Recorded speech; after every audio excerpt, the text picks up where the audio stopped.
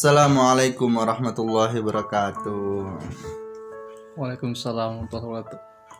Oke guys, balik lagi dengan gue di sini di channel YouTube gue Alvito Tuyo. Dan gue malam ini nggak sendirian guys, gue ditemani dengan seorang ini bisa dibilang ahli dalam bidang agamanya ya. Wah. Dia ini salah satu dai terkenal di Lampung, ya nggak Pli? Siapa namanya Pli? Namanya ialah Muhammad Rafli Afrilio Rifansa. Dia ini sering dipanggil oleh guru dan oleh kawan-kawannya dengan panggilan Alek, Ustadz Alek. Dan dia kuliah di mana sekarang Pli? Di UIN Real semester 1. Masih maba. Masih maba lah kita ya, masih Maba. masih semangatnya lah. Aura pemudanya masih memancar. Jadi berarti kayak tema kita nih. Iya. Nah, tapi nanti dulu nih kita Dulu. tanya dulu nih tentang apa. Sehat Pli? Alhamdulillah sehat. Jadi selama corona ini ngapain aja kita nih? Ya, banyak kuliah sih, banyak tugasnya. Tugas. Kadang-kadang dosen nggak ngotak sih. Ya. Iya gak sih? Ya, banyak tugasnya. Bahkan makalah itu sampai berpuluh-puluh lembar itu ngetik. Apa yang enak juga sih. Ya itulah apa harus ada perjuangan lah. Perjuangan. Semua itu nanti kan di manis itu kan di akhir bukan di depan. Kalau manis di depan kan apa tuh namanya itu. Jadi kita malam ini bakal membahas atau podcast bareng dai Lampung yang bernama M. Rafli yang bertemakan pemuda masa kini. Menurut Rafli juga manggil Pli ya? Ya. Ya iyalah. Menurut lo nih Pli, gimana sih pemuda masa-masa kini itu? Menurut lo nih, apa keluh kesah lo dalam otak lo menurut lo? Menurut gua, santai aja ya. Pemuda itu alhamdulillah masih banyak pemuda yang berprestasi di dalam semua bidang. Banyak pemuda yang cinta pada Al-Quran. Banyak pemuda yang relasinya kuat bahkan mencapai puncak peradaban. Bahkan banyak pemuda yang memiliki akhlak yang baik dalam kehidupan. Di sisi lain, banyak pula pemuda yang salah pergaulan, mengkonsumsi obat-obatan, main game seharian, pacar-pacaran, mengkonsumsi obat-obatan yang menghancurkan masa depan, nongkrong di jalanan, bahkan banyak anak muda yang hamil duluan, na'udzubillahimin. Padahal pemuda itu seperti sabda Rasulullah SAW, Subhanul yaum rijalul ghad. Pemuda hari ini adalah jago-jagonya pemimpin di masa yang akan datang. Pemuda ini adalah agents of change, tiangnya peradaban bangsa. Bagaimana 5 tahun, 10 tahun yang akan datang, itu semua tergantung kepada pemudanya. Kalau pemudanya leo-leo, malas-malesan, cuman tidur, makan, tidur, ya masa depan negara ini ke depannya ya pasti malas-malesan. Tapi kalau pemudanya itu baik, nah masa depannya juga pasti baik. Emang apa sih yang yang membuat pemuda-pemuda masa kini Pli yang memang bisa seperti kayak gitu tuh apa sih ngebuat di orang itu? Apa memang gara-gara teknologi atau memang gara-gara lingkungan atau gara-gara atau apalah gitu? Nah, teknologi ini sebenarnya mempunyai pengaruh yang sangat besar. Dan modernisasi Islam itu terus terang aja, perubahan dan modernisasi itu sangat perlu bagi Islam dan pemuda. Cuman kontrol diri dalam pemuda itu harus kuat. Karena dalam penggunaan teknologi komunikasi maupun informasi itu kontrolnya harus besar. Misal, kalau teknologi jatuh kepada pemuda yang hebat, yang mampu menggunakannya dengan bijak, pasti teknologi tersebut akan dimanfaatkan untuk kebaikannya. Bahkan banyak pemuda yang walaupun hanya main game, tapi dia dengan bijak menggunakannya, banyak yang sukses. Gara-gara game ya. Iya, YouTuber contohnya Vito ini sendiri. Alhamdulillah lah, doain aja ya, semoga besar. Amin. Bahkan banyak dengan teknologi Indonesia yang mungkin kalah saing industrinya, bahkan bisa menyusul peradaban sampai internasional. Tetapi kalau pemuda salah dalam penggunaan, salah mengkonsumsinya, bahkan kurang bijak dalam penempatan penggunaan teknologi, banyak pemuda itu salah, bahkan hancur masa depannya karena teknologi yang salah dalam penggunaannya. Karena di teknologi ini banyak sekali informasi yang semua informasi seluruh dunia itu ada di teknologi. Pornografi, kekerasan, bahkan Propaganda bisa, ya. Iya, propaganda, kontroversi, ada semua. Bahkan nggak salah, makanya banyak orang-orang yang setiap harinya ada pembunuhan, penipuan, yaitu karena teknologi. Salah gunakan seperti itu ya. Mm-mm. Memang benar teknologi itu berpengaruh besar sih bagi pemuda-pemudi Indonesia masa kini. Tapi kalau memang ditolak ukur dulu dan sekarang kayaknya beda ya. Kalau dulu kan teknologinya ini di otak gua dulu teknologinya memang kurang kan. Iya. Teknologinya ya kita zaman dulu jangan bicara nggak ada HP, YouTube pun nggak ada zaman bapak gua dulu.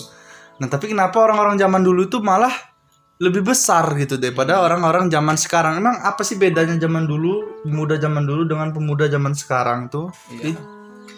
Nih, terkait dengan sejarah, Indonesia ini merdeka karena pemuda.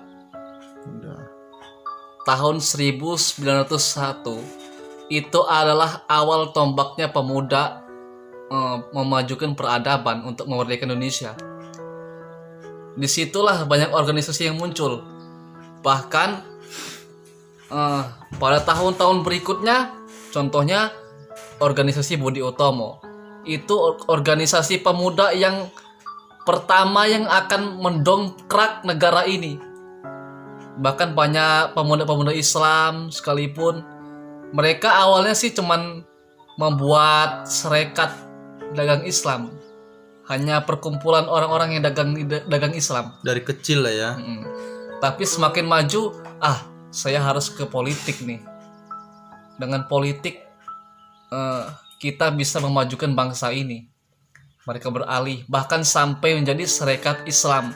Mereka levelnya udah naik. Setelah itu, Sumpah Pemuda tuh tahun 1928. Pemuda-pemuda tuh berikrar, dengan pemuda inilah semangat memajukan Indonesia buat merdeka itu sangat besar. Bahkan kemerdekaan Indonesia ini nggak lepas dari pengaruh pemuda. Contohnya, seandainya sewaktu bom di Hiroshima itu dalam BPUPKI untuk Indonesia, Soekarno ini maunya seperti Belanda menyerahkan Indonesia ke Jepang. Tapi pemuda-pemuda kita nggak mau. Kita mau Indonesia ini merdeka karena kita sendiri. Akhirnya apa? Soekarno dan Hatta diculik, diamankan di Rengas Dengklok. Di sana dibahaslah proklamator. Akhirnya timbullah 17 Agustus 1945 sebagai kemerdekaan bangsa Indonesia. Seandainya nih Soekarno nggak diamanin, kita jadi negara pemberian, bukan karena perjuangan bangsa kita gitu kan. Benar. Itulah pengaruh pemuda. Dan mengapa mereka pemuda-pemuda zaman dulu itu bisa jaya? Itu karena mereka semangat untuk memerdekakan bangsa ini sangat besar, kecintaannya. Sebab sudah banyak pemuda-pemuda yang hancur. Bahkan mau siapa lagi memerdekakan bangsa kalau bukan pemuda? Bapak-bapak orang tua mikirin suami, mikirin anak istrinya. Udah mikirin akhirat lah ya. Ya. Bahkan kerja rodi, bayangkan kan, kerja paksa, Romusa Jepang yang sangat berat tuh. Siapa lagi kalau bukan pemuda yang dikirim ke luar negeri buat belajar, pulang ke Indonesia memajukan bangsa. Itu semua karena pemuda. Ya kan ada pepatah ya, ada bilang omongan siapa yang berikan aku 10 orang tua, Ya.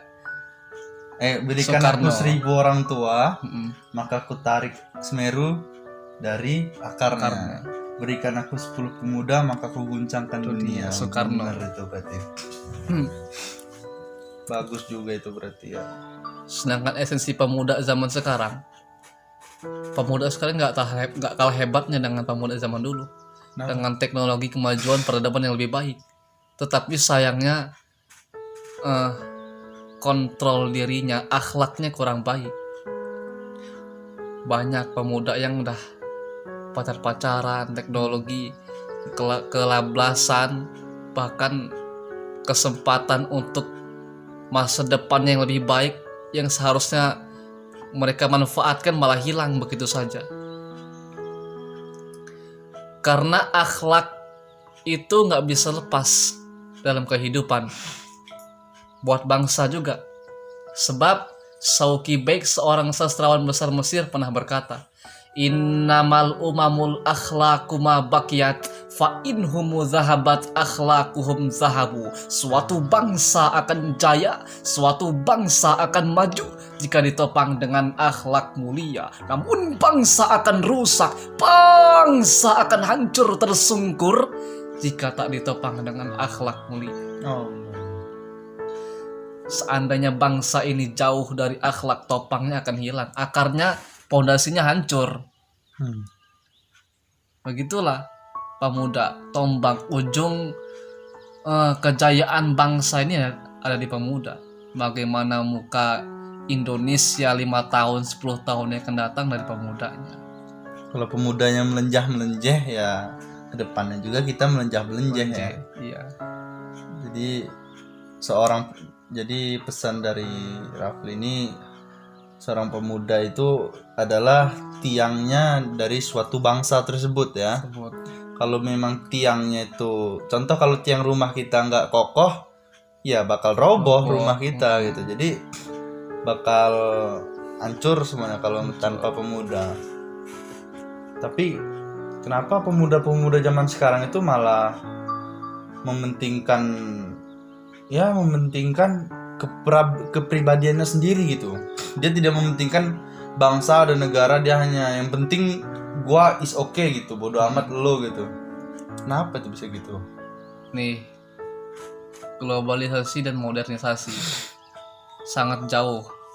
Zaman dulu sebelum ada teknologi, contohnya dalam kehidupan kita lah, kita main bareng dengan temen, semuanya komunikasi bareng-bareng, semua hal tuh dilakukan dengan bersama dengan teman-teman. Tapi dengan adanya teknologi, modernisasi yang seharusnya bisa semakin membuat kita erat, yang jauh makin dekat, tapi malah kadang yang dekat nggak kenal, Malah merasa jauh merasa ya. jauh. Itu kayaknya di pojok tersindir tuh. Itu akibat dari kurangnya kontrol akhlak yang baik. Seandainya mereka punya kontrol akhlak yang baik, itu pasti nggak mungkin teman kita udah bareng-bareng bersama, tidur, makan bareng, semua hal bareng-bareng, masa karena hanya HP, karena perempuan, karena dunia, lupa dengan temannya. Contohnya gitu aja. Kadang HP itu bisa membuat ini ya. Ya ada juga yang persepsi, ada yang memang berbicara kita dari HP ya itu main, ada yang memang katanya mabar. Iya, benar. Ada memang katanya ya main bareng, have fun bareng kan di HP dalamnya. Tapi kalau gua ngeliat kayak gitu kasihan sama yang nggak main gitu. Misalkan kita main satu game gitu kan, mabar lah kita berempat, sedangkan kita di kosan itu ada 5 orang. kita mabar berempat, satu itu nggak main, masa mau kita kacangin? Kacangin, diacuhkan. Bisa-bisa dia pulang, woy. Itulah. Saran untuk pemuda-pemudi zaman sekarang agar lebih baik itu gimana, Pri? Menurut saya, pemuda ini gunakanlah teknologi, informasi, bahkan buat karya-karya yang baik agar memajukan bangsa dan agama. Karena pemuda adalah ujung tombaknya negara. Tingkatkan amal dan sholat. Mengapa sholat? Dengan akhlak yang baik. Sebab dalam tafsir Tanwirul Mikbas telah dijelaskan ya bunayya aqimis sholah, maksudnya ialah sempurnakanlah sholat. Wa'mur bil ma'ruf, perintah kepada tauhid dan kepada kebaikan. Wanha anil mungkar, cegah dari perbuatan syirik, perkataan dan perbuatan yang buruk. Sebab dengan sholat akhlak kita itu semakin baik gitu. Gak mungkin lagi kita udah ingat Allah itu lupa dengan hal-hal yang buruk. Seandainya sholatnya itu baik, sholatnya benar, maka mustahil orang tersebut mau melakukan maksiat karena takut dengan Allah. Bahkan dalam ayat lain, inna sholata tanha anil fahsai wal munkar, sesungguhnya sholat dapat mencegah dari perbuatan keji dan mungkar. Selanjutnya dari teknologi tadi, buatlah inovatif dan karya. Perubahan itu bukan Islam itu, bahkan negara Indonesia ini nggak butuh pembaharuan dan perubahan, justru sangat butuh. Karena dengan perubahan ini kita bisa bersaing dengan negara-negara yang lain. Kita tunjukkan kita ini hebat gitu dengan teknologi dan perubahan modernisasi. Tetapi dari perubahan tersebut kita harus mampu mengontrol agar tidak terjerumus dalam kesalahan, begitu.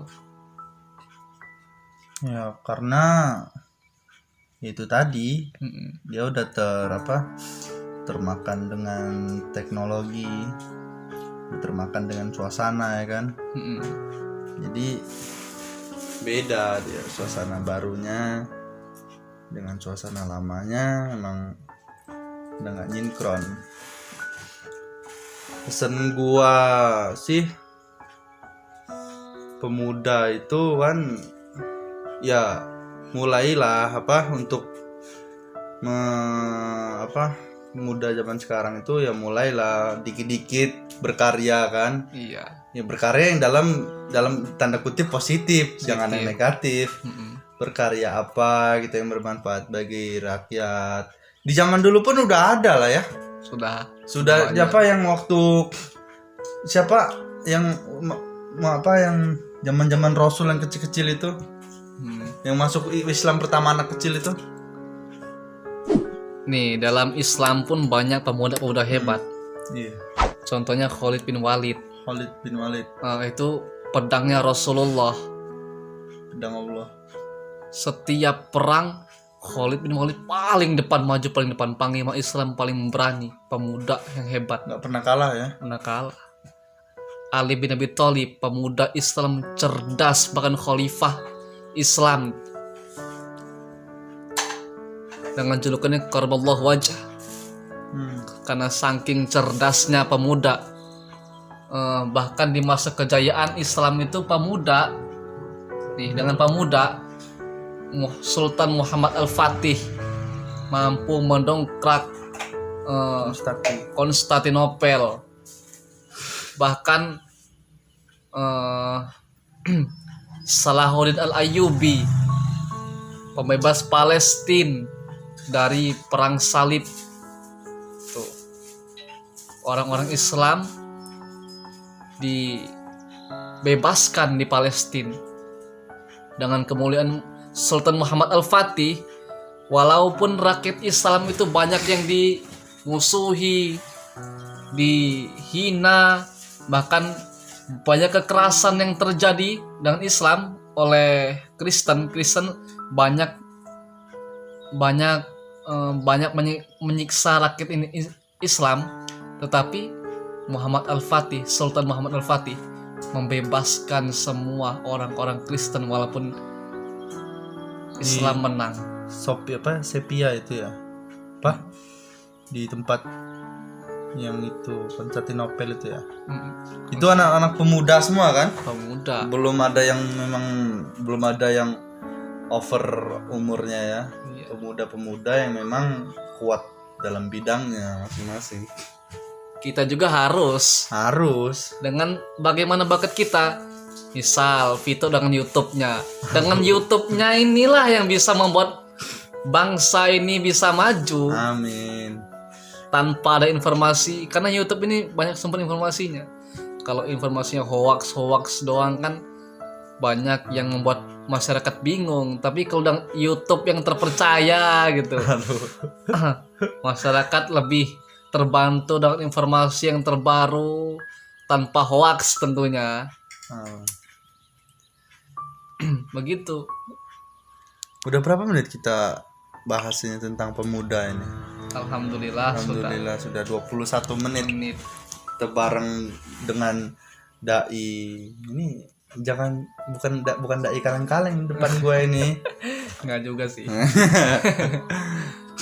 Ini nih kawan rohis gue dulu di SMA Al-Azhar. Dia ini malah pokoknya pada best lah. Ada lagi yang mau lo sampein untuk pemuda-pemuda zaman sekarang, Pi? Untuk pemuda, saya ada puisi sedikit sih. Apa itu? Cahaya akan datang dari rasa sakit yang mendalam. Hidup hanyalah ujian. Bagaimana kita mewujudkan kebahagiaan. Tapi percayalah, pasti akan selalu ada jalan. Bagaimana perubahan dan cinta datang dengan semua kebahagiaan. Menyinari hidup dari semua perjuangan. Muhammad Rafli, 30 Oktober 2020. Oke, siap. Oke guys, itu aja ngobrol malam kita dengan kawan gua Rafli. Sering gue panggil kalau dipanggil di kampus Alek. Tapi kalau dipanggil kawan-kawan deketnya Tangkil. Iya, macam-macam nama saya. Macam-macam, salah beda. Ada yang namanya manggilnya Bacot, ada yang Ustadz, ada yang Alex, ada yang Tangkil, macam-macam namanya. Tergantung sih ngalur aja. Biasa orang terkenal di mana-mana.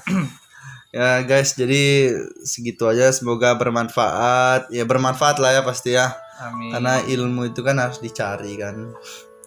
Semoga bermanfaat dan juga ada perubahan dari pemuda Indonesia ini. Dan teruntuk gua sendiri dan kita berdua ya. Iya tentu. Dan untuk yang lagi makan itu juga tuh. Tawa lagi lutar. Ya udah, segitu aja. Maaf kalau ada salah-salah kata. Ini YouTube baru dibuat. Mohon bantuannya. Jangan lupa like, comment, and subscribe ya, bukan subrek ya. Iya. Subscribe karena satu subscribe itu penting ya nggak Tar? Lu ketawa-tawa aja lu.